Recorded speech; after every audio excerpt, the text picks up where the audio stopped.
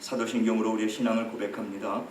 나는 전능하신 아버지 하나님, 천지의 창조주를 믿습니다. 나는 그의 유일하신 아들 우리 주 예수 그리스도를 믿습니다. 그는 성령으로 잉태되어 동정녀 마리아에게서 나시고 본디오 빌라도에게 고난을 받아 십자가에 못 박혀 죽으시고 장사된 지 사흘 만에 죽은 자 가운데서 다시 살아나셨으며 하늘에 오르시어 전능하신 아버지 하나님 우편에 앉아 계시다가 거기로부터 살아있는 자와 죽은 자를 심판하러 오십니다.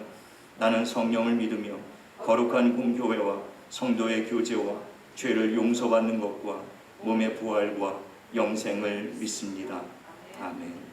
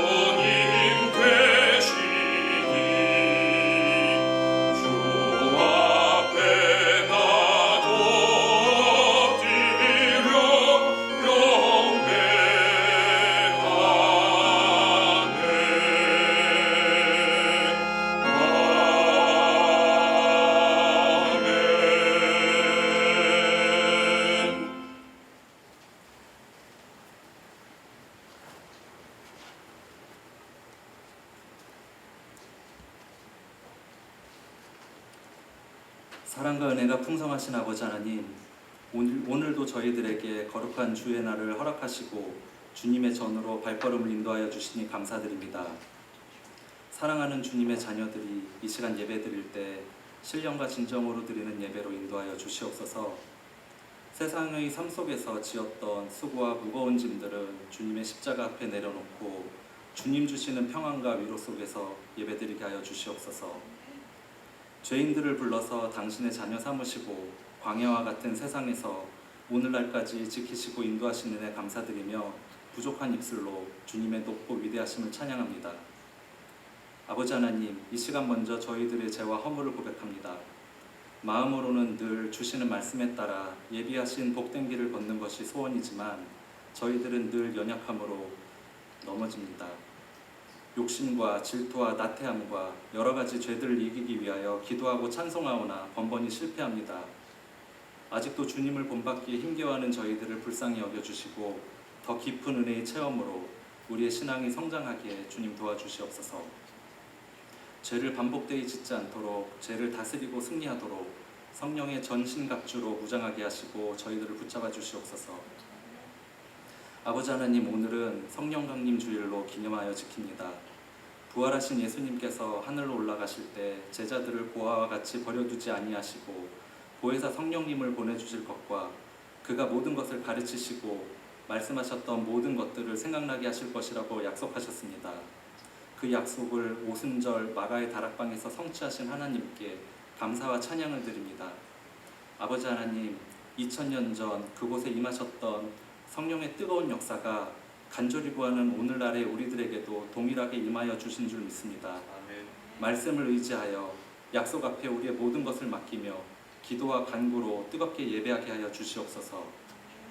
진리의 영이신 성령님께서 우리 가운데 임재하셔서 하나님과 인격적인 교제를 나누게 하시고 믿는 자에게만 허락하신 성령 충만함을 받아 하나님이 없다 하는 이들에게 살아계신 하나님을 담대히 소개하며 초대교회 성령 강림의 크신 역사가 한생명교회에서도 연이어 일어나 3,000명, 5,000명 회심이 일어나고 구원받는 자의 수가 날마다 더하게 하여 주시옵소서. 아멘.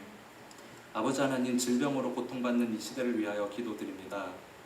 만물의 창조주, 온 우주의 주관자이신 아버지 하나님의 마음이 움직여 치유와 극복의 대역사가 일어나도록 회개와 간구가 도처에 일어나게 하여 주시옵소서. 여전히 주일학교와 오후 예배를 드리지 못하고 있습니다. 움츠려들었던 주일 예배가 속히 회복되도록 이 질병을 통제하여 주시옵소서. 경직되고 정체된 신앙이 다시 역동적으로 변할 수 있도록 주님 도와주시옵소서. 질병으로 고통받는 이때 아버지 하나님의 말씀이 더 큰 복음이 되어서 심령이 갈급한 이들을 적셔주시고 아버지 하나님의 말씀만이 건강한 삶을 영위하는 능력되게 하여 주시옵소서. 우리의 믿음이 환경으로 인하여 변질되지 않도록 더 깨어있으며 오히려 고난 중에 기뻐하며 하나님을 찬양할 수 있도록 복을 내려 주시옵소서. 학교가 개학합니다. 아직 완전치 못한 환경이 오니 우리들의 어린 자녀들을 지켜주시고 특별히 질병의 낯선 환경에서 주님의 자녀들이 왕의 자녀로서 보호받게 하시고 우리 아들, 딸들로 인하여 교실과 속한 곳에서 주님께 영광 올릴 수 있도록 인도하여 주시옵소서. 병상 중에 있는 교우와 또 여러 가지 어려운 문제로 힘든 상황에 처한 교우들이 있습니다. 아버지 하나님, 요셉처럼 다니엘처럼 하나님의 계획하심을 신뢰하고 이겨나가게 하여 주시고 저희들 또한 그들을 위해 중보하는 동력자 되게 하여 주시옵소서. 세계 각지에 파송된 선교사님들 또한 시련 중에 있사오니 아버지 하나님, 선교지의 사역과 안전을 지켜주시옵소서. 아버지 하나님, 말씀을 가지고 단위에 서신 목사님을 위해 기도드립니다. 영육의 강건함을 늘 허락하여 주시고 큰 말씀의 능력과 기도의 능력을 허락하여 주셔서 이 시대에 더욱 귀하게 쓰임받는 목회자로 세워주시옵소서. 오늘 선포하는 말씀에도 갑절의 영감을 허락하여 주셔서 이 시간 말씀을 듣는 자마다 큰 은혜를 받게 하여 주시옵고 기도하며 준비한 찬양으로 영광 돌리는 성가대 찬양을 기뻐 받아 주시옵고 이 예배를 주님 홀로 영광받아 주시기를 간절히 바라오며 이 모든 말씀 살아계신 예수님의 이름으로 기도드렸습니다.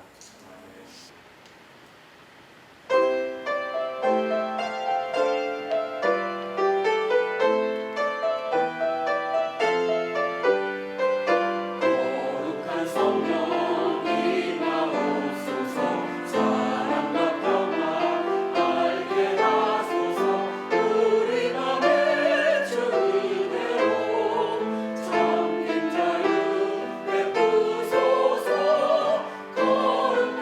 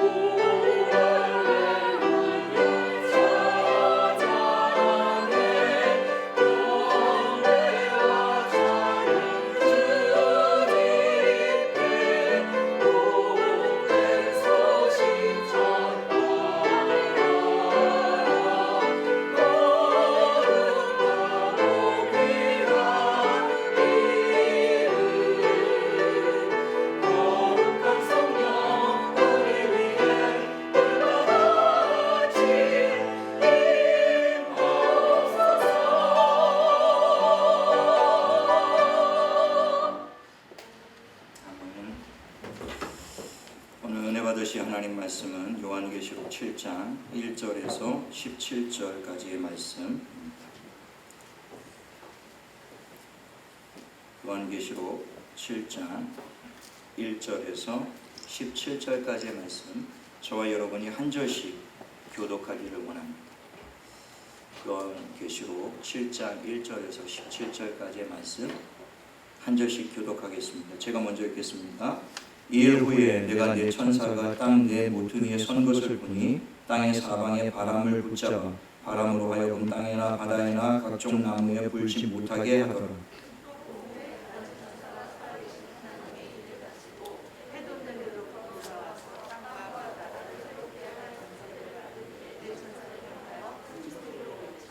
이르되 우리가 우리 하나님의 종들의 이마에 인치기까지 땅이나 바다나 나무들을 해하지 말라 하더라.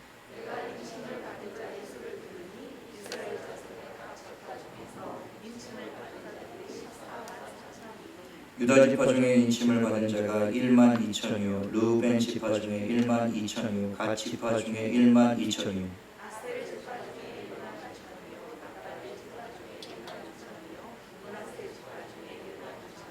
시므온 지파 중에 1만 2천이요 레위 지파 중에 1만 2천이요 이사갈 지파 중에 1만 2천이요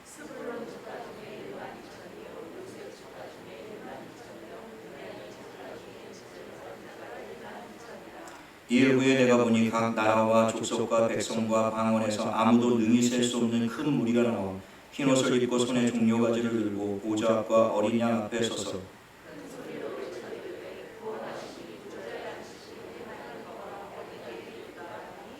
모든 천사가 보좌와 장로들과 네 생물의 주위에 서 있다가 보좌 앞에 엎드려 얼굴을 대고 하나님께 경배하여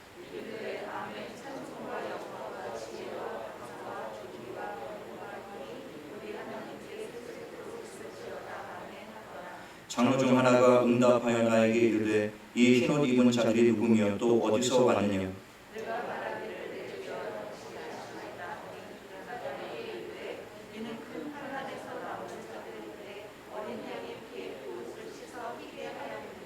그러므로 그들이 하나님의 보좌 앞에 있고 또 그의 성전에서 밤낮 하나님을 섬기며 보좌에 앉으신 이가 그들 위에 장막을 치시리니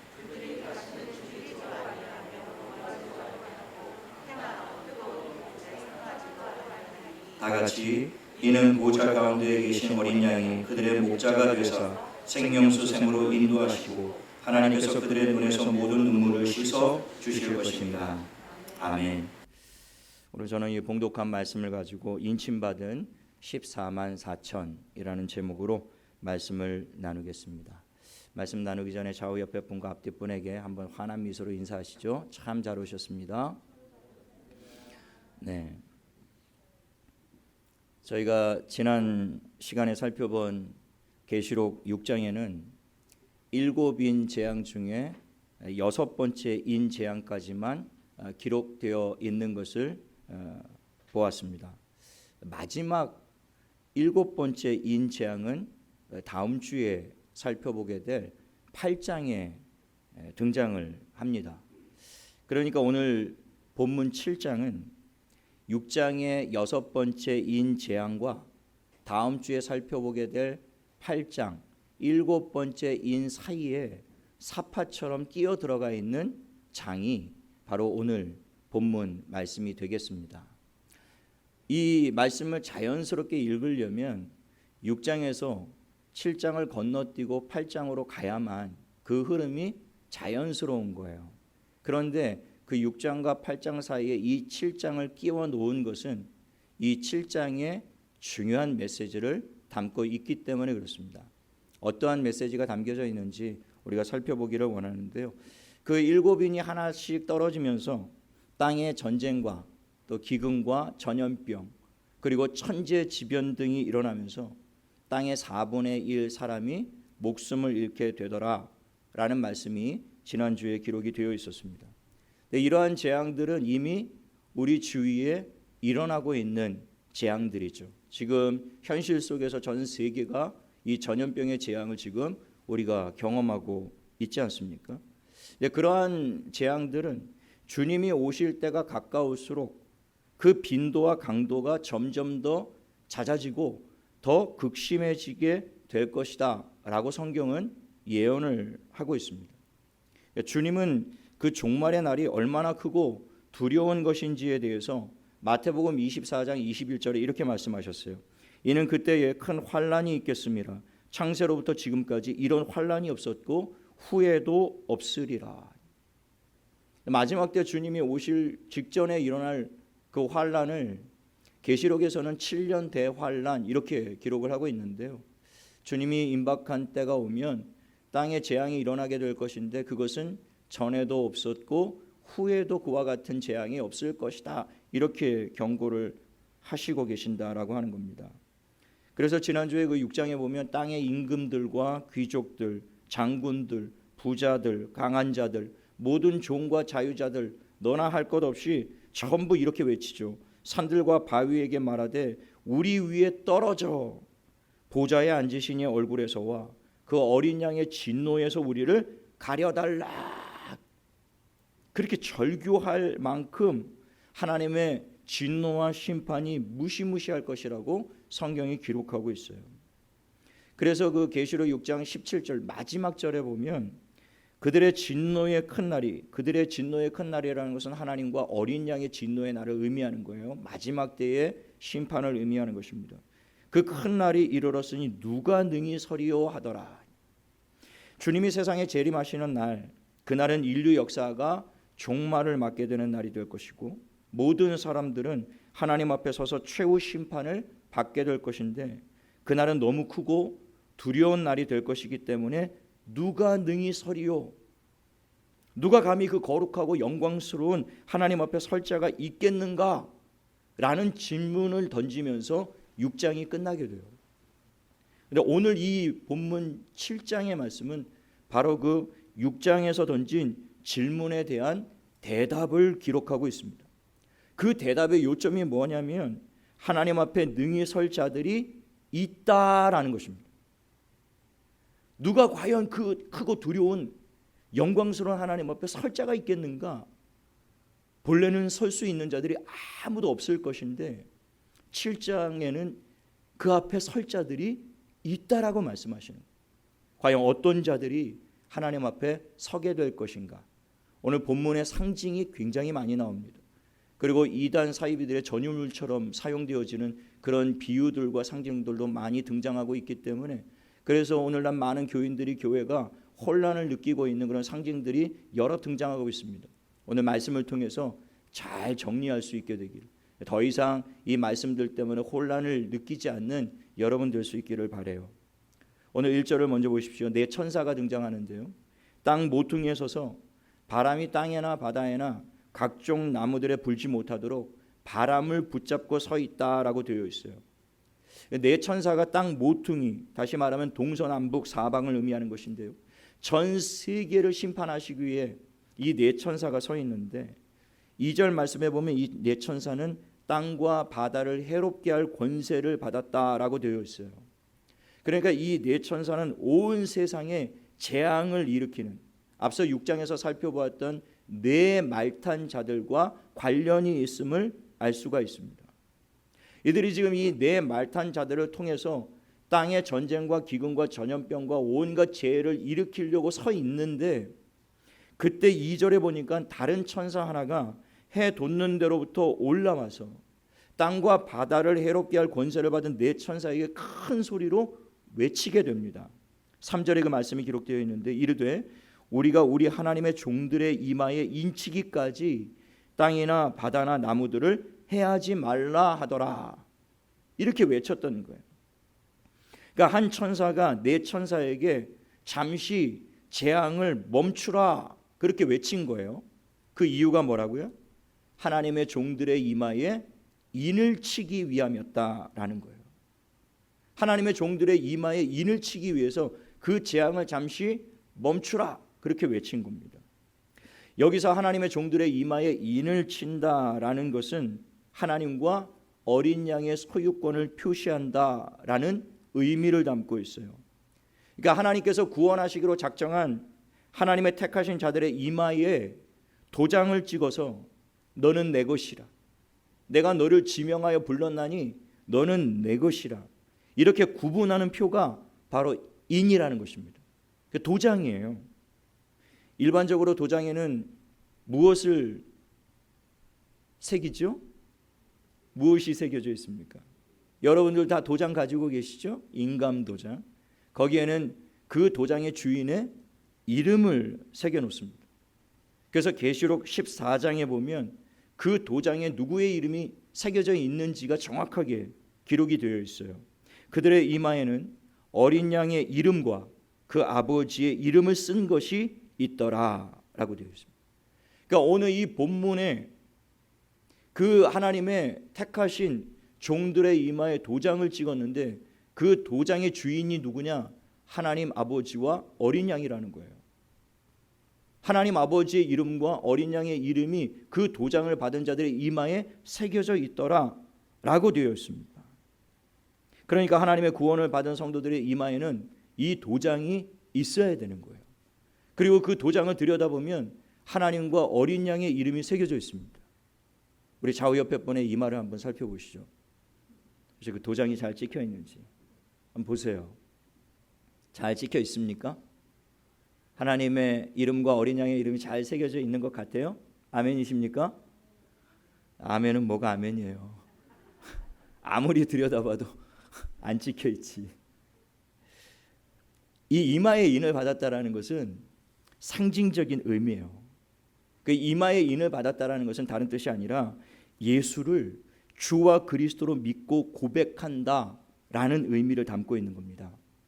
에베소서 1장 13절에 보면 그 안에서 너희도 진리의 말씀 곧 너희의 구원의 복음을 듣고 그 안에서 또한 믿어 약속의 성령으로 인치심을 받았느니라. 무엇을 받았다고요? 성령으로 인치심을 받았다는. 그 이마에 성령으로 도장을 받았다고요. 누가요? 복음을 듣고 믿은 자들.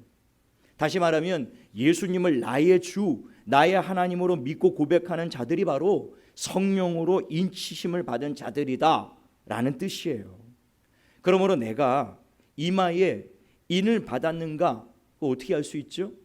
육안으로 확인되는 게 아니에요. 아무리 들여다봐도 우리 이마에는 그 도장이 없어요. 그럼 우리가 어떻게 인침을 받았는지를 알게 된다고요? 성령으로 말미암아 예수님을 나의 주와 나의 그리스도로 영접하고 고백하고 있는가, 이것을 보면 내가 인을 받은 자인지 아닌지를 알 수 있다라는 것입니다.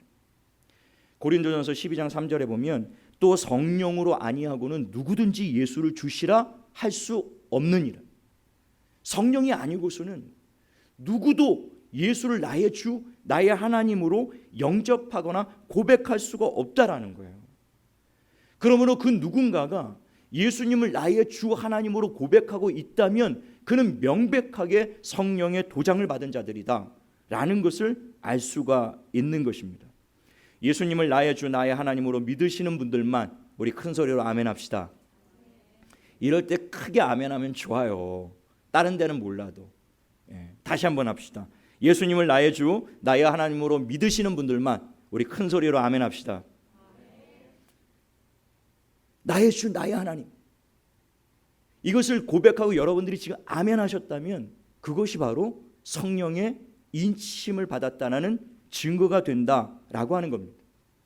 제가 전에 어떤 이단 사이비 집회를 잠깐 본 적이 있는데, 영상으로요. 거기에 보면 하나님의 인을 받으라고, 성령의 인을 받으라고 그 목사가 성도들 집회 가운데 막 찾아다니면서 이마에 막 십자가를 긋고 막 안수를 하면서 인을 받아라 인을 받아라 이렇게 소리치고 있는 것을 보면서 굉장히 안타까운 생각을 했는데요. 인은 그렇게 이마에 표시하는 게 아닙니다. 그 인은 내가 예수 그리스도를 나의 주와 그리스도로 영접하고 있는가 아닌가, 그거를 확인하면 되는 거예요. 그래서 내 마음에 확신이 있고 예수를 나의 주와 그리스도로 영접하고 있고 그것을 고백하고 있는 자라면 그가 바로 성령의 인치심을 받은 자라는 사실을 깨닫게 되시기를 예수님의 이름으로 축원합니다. 흔들리지 않아야 돼요. 여기저기 인받으러 다니실 필요가 전혀 없어요. 그냥 내 안에 확인만 하면 됩니다. 과연 내가 그 예수 그리스도를 누구로 고백하고 있는가. 예수님이 그래서 그 제자들에게 너는 나를 누구라 하느냐, 너희는 나를 누구라 하느냐, 이 중대한 질문 앞에 우리가 주는 그리스도시요 살아계신 하나님의 아들이십니다. 이 신앙 고백을 가지고 있는 자들이 성령의 인을 받은 자들이다 라고 하는 것이죠. 오늘 4절에 내가 인침을 받은 자의 수를 들으니 이스라엘 자손의 각 지파 중에 인침을 받은 자들이 14만 4천이다 라고 되어 있어요. 바로 이 14만 4천 때문에 여러 가지 오해와 논란과 또 이단 사이비들이 이 말씀을 가지고 많은 사람들을 현혹하고 있어요. 인침을 받은 자의 수가 몇이라고요? 14만 4천이요. 5절로 8절에 보면 이스라엘 12지파 각 지파에서 1만 2천 명씩 이마에 인을 받게 되는데요. 그 수를 다 합친 숫자가 바로 14만 4천입니다. 이 신천지와 같은 이단 사이비들은 이 14만 4천이 자기들에게만 속한 자들이다라는 엉뚱한 주장을 펼치고 있어요. 그래서 자기들에게만 속한 자들만 구원을 받게 된다라고 사람들을 미혹하고 있어요. 빨리 이 신천지 안에 14만 4천 안에 들어와야만 구원을 얻을 수 있다, 사람들을 현혹하고 있다라는 것이죠. 이들은 이 14만 4천을 실제의 숫자로 이해를 합니다. 정확하게 14만 4천 명만 구원을 받을 수 있다라는 주장을 해요. 이 주장에 현혹이 되면 다급한 마음이 들겠죠. 그 14만 4천 명 안에 내가 들어가야 될 텐데, 내가 구원을 받으려면 저 숫자 안에 들어가야 될 텐데 열심을 내지 않겠습니까? 그래서 신천지에 속한 자들이 그 열심을 내고 있는 거예요. 14만 4천이 되기 전에는 이 숫자를 빨리 채우자, 그래야 주의 재림이 이루어진다 라고 주장을 했는데요. 지금 17만 명이 넘었다고 그러죠. 14만 4천이 넘고 나니까 이제는 어떤 주장을 하느냐, 여기에 들어온다고 다 가는 게 아니라는 거예요. 그들 중에 선착순으로 14만 4천을 뽑을 텐데 열심 내는 자, 그리고 교주에게 충성하는 자, 열심을 내는 자들이 선착순으로, 그러니까 뭐 죽도록 충성하는 거죠. 온갖 열과 성을 다해서 교주의 말씀대로 따라가도록 그렇게 조종하고 그렇게 이끌어가고 있다라는 것이에요. 그런데 만약에 오늘 본문에 기록되어져 있는 14만 4천이 상징적인 수가 아니라 실질적인 수라고 해석을 하게 되면 여기엔 굉장히 많은 오류와 문제점들이 발생을 하게 돼요.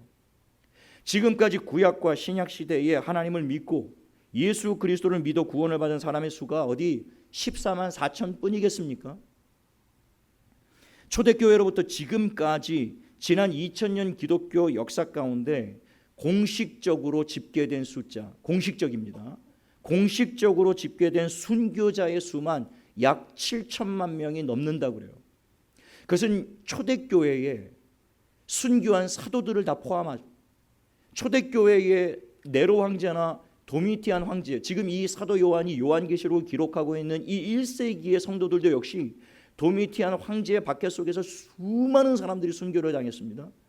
그래서 6장에 보면 순교자들이 5번째 인이 떨어질 때 하나님 앞에 탄원의 기도를 올리죠. 그때 하나님이 그 순교자들에게 하신 응답이 그것입니다. 그 순교자의 수가 차기까지 심판이 유보될 것이다. 그러나 그 숫자가 채워지면 반드시 심판이 이루어지게 될 것이다. 그렇게 응답을 하셨습니다. 이 순교자가 계속 일어나고 있는데 우리나라도 6.25와 일제강점기를 거치면서 1만 명의 기독교인들이 순교를 했다라고 보고되고 있어요. 그래서 과거의 일뿐만이 아닙니다. 현재에도 이것은 진행형이에요. 2016년 보고서에 따르면 아프리카 대륙에서 한 해 동안만 9만 명의 기독교인들이 순교를 당했다라고 보고되고 있어요. 그 전년도에는 10만 5천 명, 그리고 2025년까지는 매해 21만 명씩 기독교인들이 목숨을 잃게 될 것이라고 전망하고 있습니다.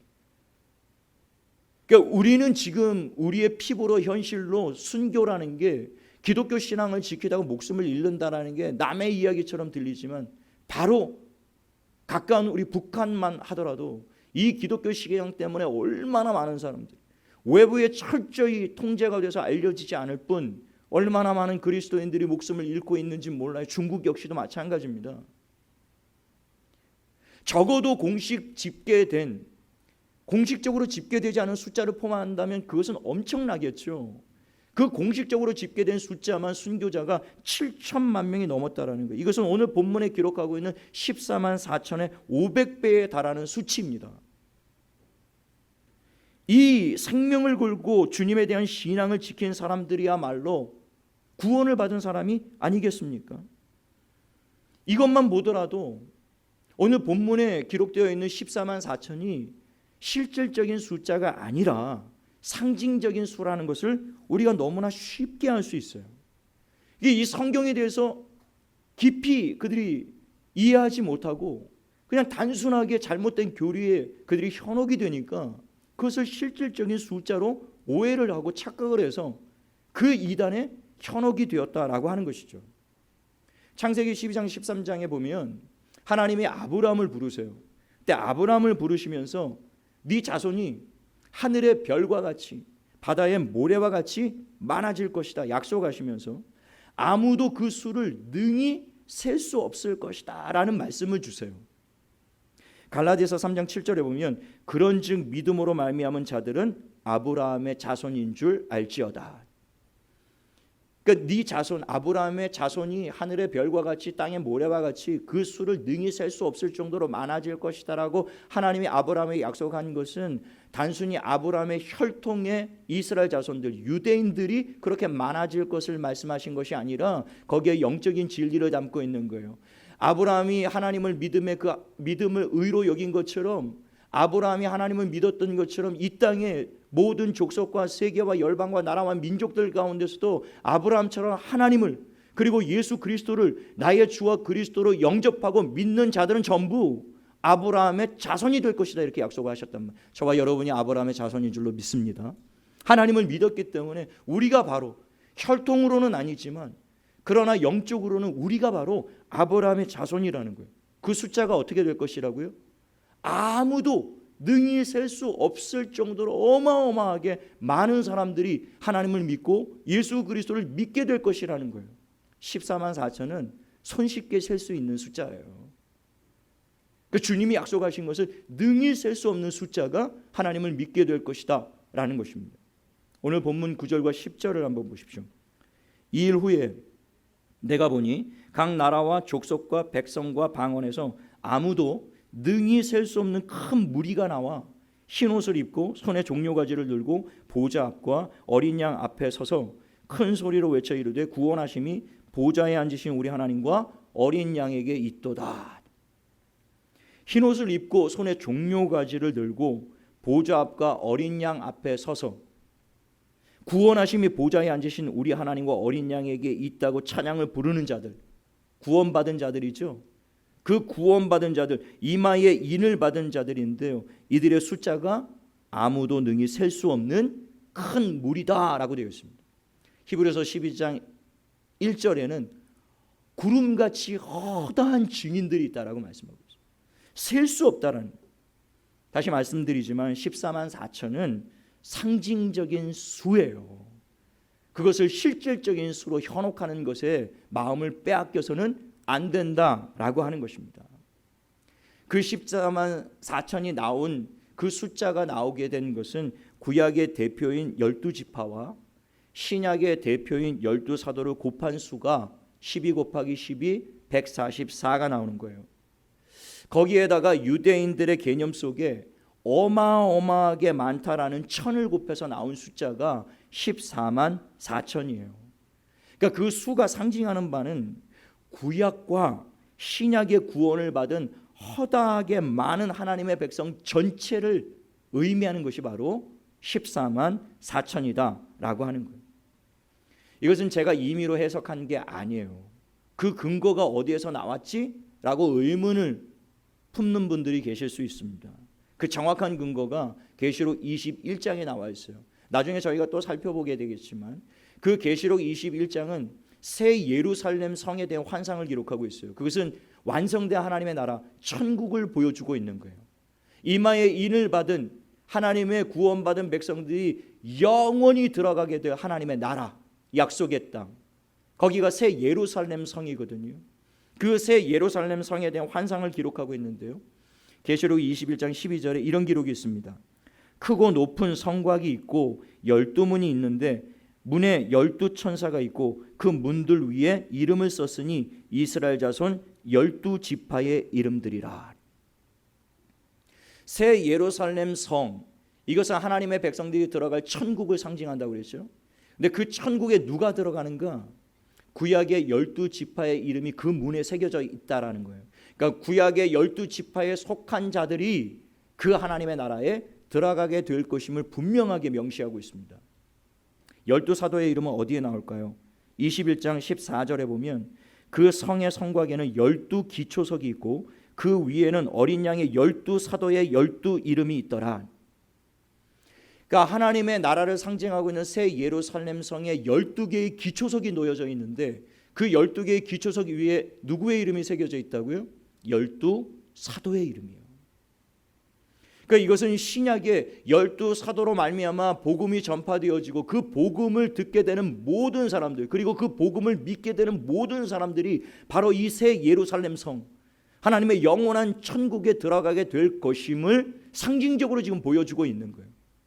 그런데 더 놀라운 것은 새 예루살렘 성의 크기를 21장 17절은 이렇게 기록하고 있습니다. 그 성곽을 측량하며 144 규빗이니 사람의 측량 곧 천사의 측량이라. 그 하나님의 천국을 상징하고 있는 새 예루살렘 성의 크기가 몇이라고요? 144 규빗이에요. 그러니까 12 곱하기 12가 거기에서 나온 거예요. 144 규빗. 그런데 이것을 환산하면 65m입니다. 그러니까 새 예루살렘 성의 크기가 높이가 65m, 넓이가 65m, 길이가 65m. 큽니까? 크지 않아요. 근데 아파트 20층 정도 높이밖에 안 돼요. 거기에 이 땅에 구원받은 모든 사람들이 어떻게 들어가요? 못 들어가요. 그런 천국이라면, 그런 새 예루살렘 성이라면 노 땡큐예요. 힘들어요. 이 땅보다 더 살기 힘들 거예요. 그러면 왜 144 규빗이라고 그렇게 기록했죠? 상징적인 수란 말입니다. 실제로 높이와 길이와 넓이가 65m가 될 것이다, 그 뜻이 아니라는 것을 우리가 금방 알아차릴 수가 있어요. 그 수는 상징적인 수예요. 그러니까 구약의 12지파에 속한 자들과 신약의 12사도의 복음을 듣고 믿게 된 거기에 속한 모든 사람들이 바로 144 규빗이 되는 하나님의 천국에 들어가게 될 것이다 라는 것을 지금 보여주고 있는 말씀이라는 거예요. 그러니까 결코 신천지에 속한 14만 4천 명만 구원을 받는 것이 아니라는 사실을 분명하게 이해할 수 있게 되기를 예수님 이름으로 축원합니다. 이해하셨죠? 좌우 옆에 분에게 한번 물어보세요. 이해하셨느냐고. 14만 4천에 대해서 혼란스러워 하셔서는 안 돼요. 분명하게 인식하셔야 됩니다. 그런데 그 14만 4천에 속한 자가 누구냐, 이제 그것이 문제죠. 13절에 보면 장로 중 하나가 요한에게 묻습니다. 이마에 인을 받은 14만 4천이 흰옷을 입고 나오는데 이들이 누구며 또 어디서 왔는지 아느냐고 질문을 해요. 거기에 대한 13절 보십시오. 장로 중 하나가 응답하여 나에게 이르되 이 흰옷 입은 자들이 누구며 또 어디서 왔느냐. 여기서 흰옷 입은 자들이 누구냐? 구원받은 하나님의 백성을 의미하는 거예요.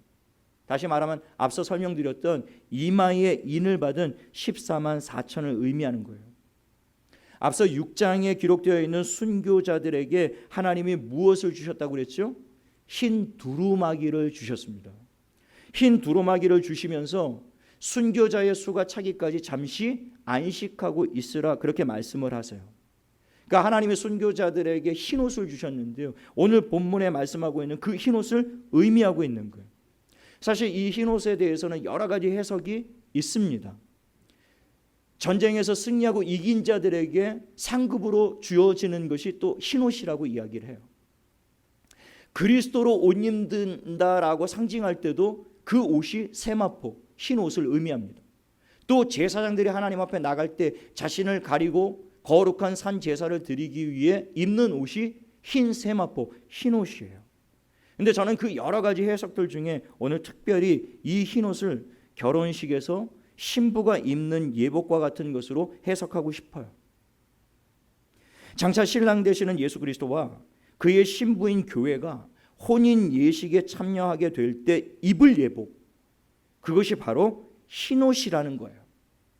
마태복음 22장 12절 13절에 보면 주님이 비유로 이 말씀을 하셨습니다. 혼인잔치의 비유인데요. 이르되 친구여 어찌하여 예복을 입지 않고 여기 들어왔느냐 하니 그가 아무 말도 못하거늘 임금이 사원들에게 말하되 그 손발을 묶고 어두운 데 내 던지라 거기서 슬피 울며 이를 갈게 되리라 하니라. 잔치에 참여한 자가 이 흰옷 예복을 입지 않은 것을 임금이 보자 왜 예복을 입지 않았냐고 물어요. 그가 아무런 대답을 하지 못하니까 그를 손발을 묶어서 바깥 어두운 데 쫓아내라고 그렇게 말씀을 하고 있습니다. 그러니까 오늘 이 계시록 7장에 등장하고 있는 이 흰옷이 없으면 바깥 어두운데 쫓겨나게 될 것이다 라고 하는 것입니다. 반드시 이 흰옷을 준비하고 있어야 돼요. 여러분 이 흰옷을 준비하고 계십니까? 여러분 이 혼인 예식에 참여할 예복을 준비하고 계세요? 오늘 우리 사모가 흰옷을 아래 위로 제 설교 말씀을 알았는지 아래 위로 흰옷을 나중에 예배 끝나고 한번 보세요. 얼마나 흰지. 여러분 준비하고 계세요? 제 아내는 적어도 준비하고 있는 것 같아요. 흰옷을. 여러분들 옷장 안에 흰옷 하나씩 다 준비하고 계세요? 주님이 오시는 날 그 옷 입고 나가야 되는데 준비하고 계시느냐고. 어쩌면 여러분 중에는 이 말씀을 듣다가 야 오늘 예배 끝나고 빨리 시장 가서 재난 긴급 카드를 가지고 이 흰옷을 하나 내가 사야 되겠다. 그 말씀이 아니에요. 앞에 등장한 모든 이야기들이 상징적인 것처럼 이 흰옷도 상징적인 의미를 담고 있는 거예요. 여러분 새 찬송가 259장 예수 십자가에 흘린 피로써 그 3절 가사에 보면 이런 가사가 있습니다. 주님 예수 다시 올 때 그대는 영접할 예복이 있는가? 그대 몸은 거룩한 곳 천국에 들어갈 준비가 됐는가? 후렴에 그 해답이 있어요. 예수의 보혈로 그대는 씻기어 있는가? 마음속에 여러 가지 죄악이 씻기어 있는가? 그러니까 이 흰옷을 입은 자들이 누구인가? 14절에 그 찬양의 후렴가의 가사가 그대로 담겨 있습니다. 14절 보십시오. 내가 말하기를 내 주여 당신이 아시나이다 하니 그가 나에게 이르되 이는 큰 환난에서 나오는 자들인데 어린 양의 피에 그 옷을 씻어 희게 하였느니라. 어린 양의 피에 씻어 그 옷을 희게 한 자들, 큰 환난을 견디고 이겨낸 자들, 그들이 바로 흰옷을 준비한 자들이라는 거예요. 그들이 바로 그 혼인 예식에 참여할 예복을 준비하고 있는 자들이라는, 하나님의 구원을 받은 백성, 그 이마에 인을 받고 하나님의 이름과 어린 양의 이름을 새긴 자들, 그들이 바로 14만 4천이며 영원한 새 예루살렘 성에 들어갈 자들이 될 것이며 그들이 바로 그 보좌 앞에 장차 서게 될 자들이다. 어린 양의 피에 2000년 전 갈보리에서 나를 위해 맞으신 채찍, 그가 흘리신 그 피가 십자가에서 나의 주홍 같은 죄악, 나의 이 붉은 피와 같은 더러운 죄악, 이것을 속량하고 이것을 대속하고 이것을 흰 눈과 같이 흰 양털과 같이 씻어주기 위하여 십자가에서 피를 흘리신 그 예수 그리스도를 영접하여 믿는 자, 그들이 바로 어린 양의 피에 그 옷을 씻어 희게 한 자들인 줄로 믿게 되시기를 예수님의 이름으로 축원을 드립니다. 어린 양의 피로 모든 죄를 씻은 자들, 그들이 바로 흰옷을 입은 자들이다 라고 하는 것입니다. 오늘 본문 15절로 17절에 어린 양의 피로 씻어 희게 된 자들에게 주어지는 약속들이 있어요. 그 약속이 저와 여러분에게 소망의 말씀이 될 수 있기를 바랍니다. 오늘 15절에 그러므로 그들이 하나님의 보좌 앞에 있고 또 그의 성전에서 밤낮 하나님을 섬김에 보좌에 앉으신 이가 그들 위에 장막을 치시리니. 앞서 6장 17절에 누가 능히 하나님 앞에 설 자가 있겠는가? 오늘 하나님 보좌 앞에 서 있는 자들이 있죠. 어린 양의 보좌 앞에 서 있는 자들이 있습니다. 그들은 누구라고요? 어린 양의 피로 모든 죄를 씻어 흰옷을 입은 자들, 그 이마에 인침을 받은 자, 곧 성령으로 말미암아 예수 그리스도를 나의 주, 나의 하나님으로 믿고 고백하는 자들, 14만 4천, 구약과 신약의 수를 헤아리기 어려울 만큼 어마어마하게 많은 하나님의 백성들, 다시 말하면 저와 여러분이 하나님의 보좌 앞에 장차 서게 될 줄로 믿게 되시기를 예수의 이름으로 축원합니다. 이것이 우리의 소망이에요. 누가 능히 그 앞에 서겠는가? 아무도 설 수 없는데 서지 못해요. 너무 크고 두려운 재앙들이, 환란들이 이 땅을 뒤덮을 겁니다. 누가 그 하나님의 진노 앞에 설 수가 있겠습니까? 근데 이 말씀이 오늘 우리에게 소망이 되는 거예요. 설 자가 있다라는 겁니다. 그 앞에 설 자가 있다라는 거예요. 어린 양의 피, 십자가를 단단하게 붙잡는 자들, 예수 그리스도를 나의 주와 하나님으로 고백하는 자들, 그들은 하나님 앞과 어린 양의 보좌 앞에 서게 될 것이라는 것입니다. 16절에요. 그들이 다시는 줄이지도 아니하며 목마르지도 아니하고 해나 아무 뜨거운 기운에 상하지도 아니하리니. 이 땅에서는 우리도 환난과 재앙을 경험하게 될 겁니다. 지금 우리도 이 재앙을 당하고 있고요. 큰 환난과 고통을 지금 지나가고 있습니다. 앞으로 이 땅에 불어닥칠 재앙들은 더 많은 재앙들과 환난들이 분명히 올 거예요. 그래서 오늘 본문에서 큰 환난을 통과하고 나온 자들, 어린 양의 피로 그 옷을 씻어 희귀한 자들이 어디서 나왔다고요? 큰 환난에서 나온 자들이라고 이야기하고 있어요. 그러나 그 이마에 인을 받은 자, 하나님의 소유가 된 자들은요, 두 가지 의미가 있습니다. 하나님의 것이다 라는 뜻만 있는 것이 아니고요, 하나님이 도장을 찍었을 때는 내가 세상 끝날까지 너희와 항상 함께 있겠다. 그리고 모든 환난과 재앙이 떨어지겠지만 그 환난과 재앙을 끝까지 믿음으로 이기고 승리하고 견딜 수 있도록 내가 너희와 함께 해 주시겠다. 그 약속을 담고 있는 것이 인을 치고 있다라는 거예요. 그러므로 그리스도를 주와 하나님으로 단단하게 붙잡는 자들은요, 이런 두려워할 이유가 없습니다. 이 땅에 어떤 환난이, 어떤 재앙이, 성경에 앞으로 7 나팔, 7 인, 7 대접 재앙을 우리가 계속 살펴보게 될 텐데 무시무시한 재앙들이 일어나게 될 것이라고 이야기하고 있어요. 그것은 성경 속에만 일어나는 일이 아니라 우리의 현실 속에 일어나게 될 일들이에요. 그리고 1세기의 사도 요한이 이 요한계시록을 기록할 당시에 도미티안 황제 박해 속에서 수많은 사람들이 매일매일 순교를 당하고 있었습니다. 그들에게는 그 시점이 대재앙이었어요. 대환란이었습니다. 그러나 그들이 끝까지 견딜 수 있도록 힘을 주시겠다라고 하나님이 약속하고 있는 거예요. 하나님이 힘 주실 줄로 믿습니다. 견뎌야 되는 거예요. 어떤 환란이 와도 반드시 하나님이 나와 함께 하신다. 나를 붙들고 계신다. 어떤 환란이 와도 담대하게 이길 수 있게 하실 것이다. 그 믿음을 붙잡아야 된다라는 거예요. 마지막 17절입니다. 이는 보좌 가운데에 계신 어린 양이 그들의 목자가 되사 생명수 샘으로 인도하시고 하나님께서 그들의 눈에서 모든 눈물을 씻어 주실 것입니다. 주님이 오시는 날에요, 어린 양이 저와 여러분의 목자가 되실 것입니다. 그리고 우리를 이끌어 완전한 생명수 샘 가운데로 우리를 이끌어 가실 거예요. 이 땅에서 우리는 목말랐고, 이 땅에서는 우리는 굶주렸고, 이 땅에서는 참된 평안과 만족과 기쁨을 누릴 수 없었지만, 그러나 마지막 그날에 주님이 오시는 날에는요, 그분이 우리의 선한 목자가 되셔서 우리를 완전한 하나님의 나라로 인도하실 것이며 영원히 목마르지도 영원히 줄이지도 않는 생명수 샘으로 인도하실 것이다 라고 말씀하고 계세요. 그리고 그 마지막의 약속이 이것입니다. 그 눈에서 모든 눈물을 씻어 주실 것이다.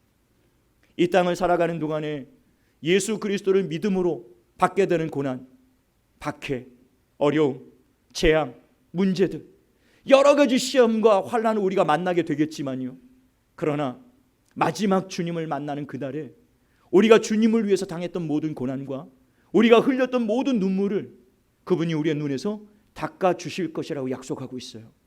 여러분, 그날까지요, 낙심하지 말고 믿음 흔들리지 말고 그 약속들이 곧 이루어질 줄로 믿으시고요, 끝까지 믿음의 선한 싸움 달려갈 길을 달려가고 끝까지 믿음을 지켜내는 저와 여러분 되시고요, 마지막까지 주의 일에 힘쓰는 저와 여러분 될 수 있게 되기를 예수님의 이름으로 축원합니다.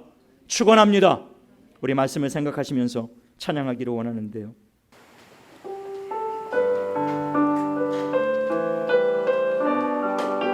이 찬양의 고백이 오늘 우리의 결단이 되었으면 좋겠습니다. 여기에 모인 우리, 여기에 모인 우리 주의 은총 받은 자여, 주의 은총 받은 자여라. 주께서 이 자리에 함께 계심을 아노라. 언제나 주님만을 찬양하며 따라가리니, 시험을 당할 때도 함께 계심을 믿노라. 이 믿음도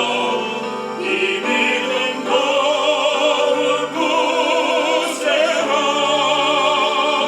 주가 지켜주신다. 어두운 밤에도 주의 밝은 빛 인도하여 주신다. 주님이 뜻하시니 헤아리기 어렵지 않네. 헤아리기 어렵더라도 언제나 주 뜻 안에 내가 있음은 아노라. 사랑의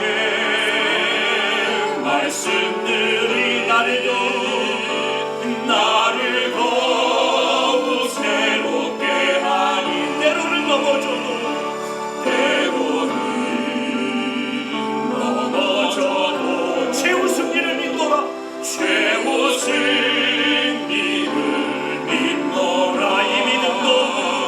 이 믿음도 굳세라. 주가 지켜주신다. 어두운 밤에도 주의 밝은 빛 인도하여. 우리 오늘 손 들고 찬양합시다. 이 믿음도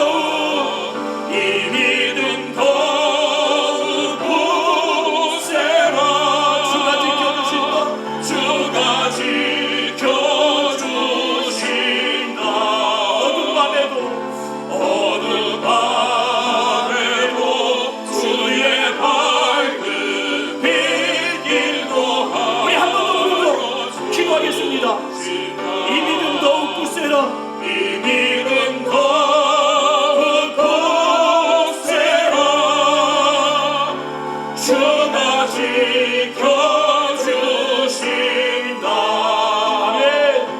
어두운 밤에도 주의 밝은 빛 인도하여 주신다. 이 시간 말씀을 생각하시면서 기도하기를 원하는데요, 세상에 아무리 많은 환난과 시험이 있을지라도 우리는 결국 모든 환난을 이기고 하나님 앞에 서게 될 것입니다.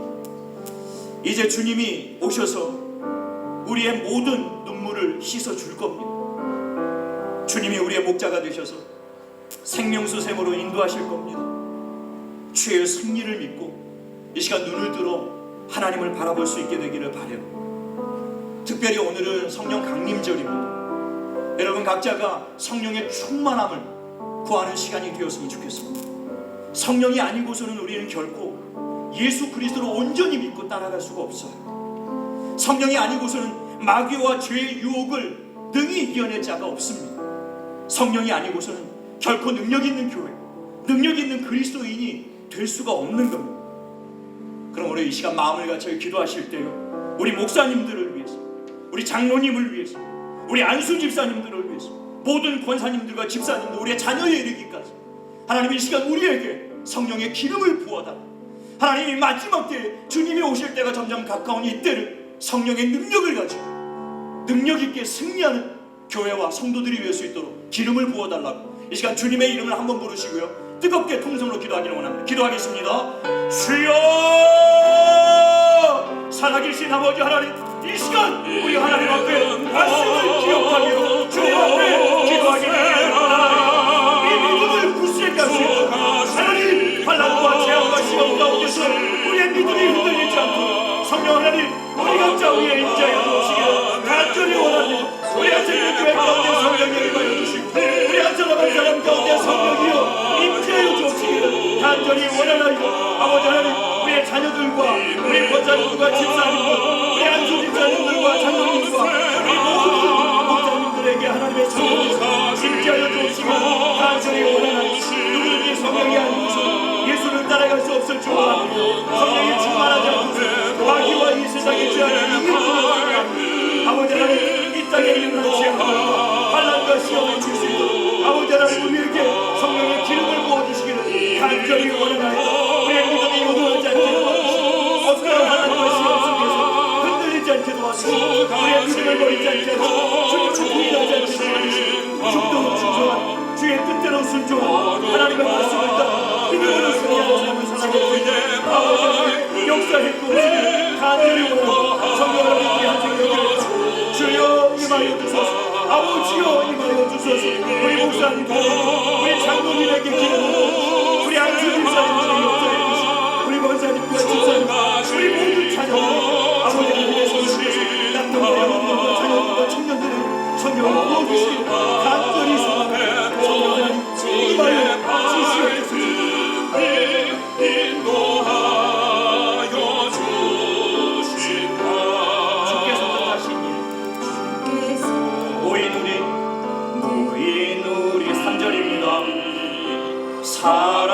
사랑받는 주의 자녀라. 주께서 뜻하시니 주께서 뜻하시니 우리를 통해 펼치신다. 이 믿음도 굳세라. 주가 지켜주신다. 어두운 밤에도 주의 밝은 빛 인도하여 주.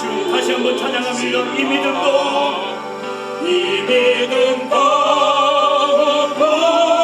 굳세라.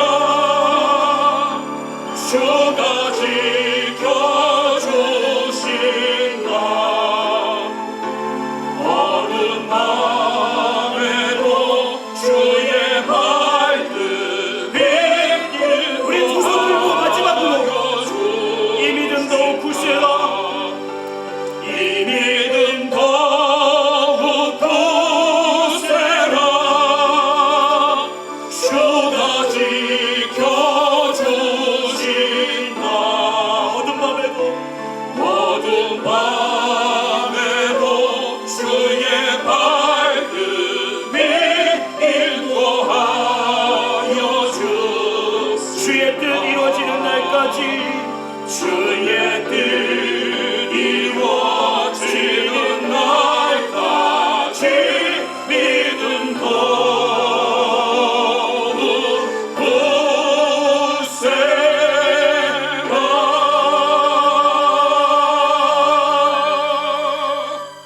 그렇습니다. 주님, 성령으로 말미암아 예수를 나의 주 하나님으로 고백하여 인을 치심으로 구원받은 14만 4천 어린 양의 피로 그 옷을 씻어 정결하게 우리를 씻어주신 그 놀라운 하나님의 은혜를 우리가 찬양하며 장차 이 환난과 재앙과 시험을 통과하고 하나님 보좌 앞과 어린 양의 보좌 앞에 믿음으로 담대히 서게 될 그날을 우리가 믿음으로 바라보며 하나님 이 땅을 살아가는 동안 이 믿음이 흔들리지 않고 더욱더 굳세게 우리의 믿음을 잡고 믿음의 주요 온전케 하시는 예수님만 바라보며 우리의 달려갈 길과 선한 싸움을 싸우며 끝까지 승리하는 한생명교회와 성도들이 되어지길 원하오니 주 성령께서 우리를 충만하게 붙들어 주셔서 이 땅 가운데 우러나 차오르나 치우치지 아니하며 항상 뜨겁게 주와 동행하며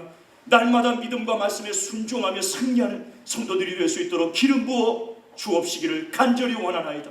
성령의 충만을 받고 날마다 주님의 그날을 준비하며 예복을 준비하여 승리하는 삶을 살도록 성령 하나님 동행하여 주시고 붙들어 주옵소서. 이 시간도 귀한 예물을 주님 앞에 올려드리오니 11조와 감사와 선교와 건축의 예물을 주님 흠양하여 주시고 이 예물이 쓰여지는 모든 곳에서 하나님의 영광이 나타날 수 있도록 기름 부어 축복하여 주옵시기를 살아계신 예수 그리스도의 이름으로 기도드리옵나이다. 아멘. 우리 좌우 옆에 분에게 하나님이 당신과 함께 하십니다. 아멘. 다 함께 일어나셔서 우리 결단 찬양하고 예배를 마치겠습니다. 기쁨으로 힘차게 찬양하기 원합니다.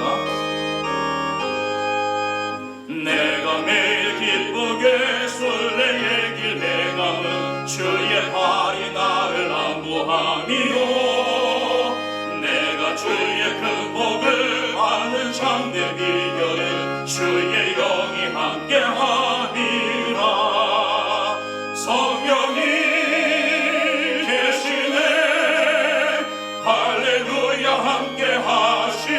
함께하시네 좁은 길을 걸으며 밤낮 기뻐하는 것 주의 영이 함께함이라 전에 죄에 빠져서 평안함이 없을 때 예수 십자가의 공로 힘입어 그 발 아래 엎드려 참된 평화 얻으는 주의 영이 함께함이라 성령이 계시네 할렐루야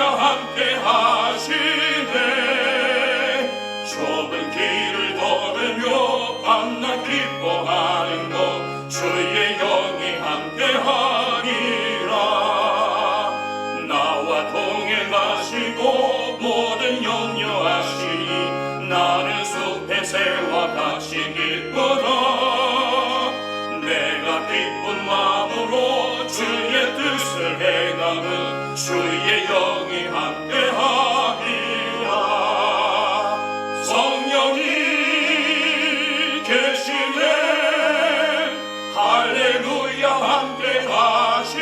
함께하시네 좁은 길을 걸으며 밤낮 기뻐하는 것 주의 영이 함께하리라 세상 모든 욕망과 나의 모든 정욕은 십자가에 이미 못을 박았네 어두운 밤이 지나고 무거운 짐 없으니 주의 영이 함께하리라 성령이 계시네 할렐루야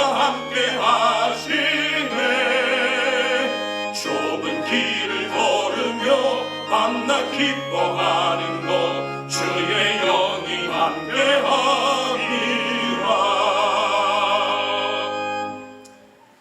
이제는 우리 주 예수 그리스도의 은혜와 아버지 하나님의 사랑과 성령의 충만케 하심과 교통하심이 어린 양의 피로 그 옷을 희게 하고 그 이마에 성령의 인침을 받으며 허다한 무리 속에 믿음을 지키며 세상 끝날까지 승리하기를 다짐하는 사랑하는 성도들 머리 위에 가정 위에 생업 위에 이 나라와 민족과 세계와 열방 위에 선교사님들 사역 위에 이제로부터 영원토록 함께 계시기를 축원드리옵나이다. 아멘.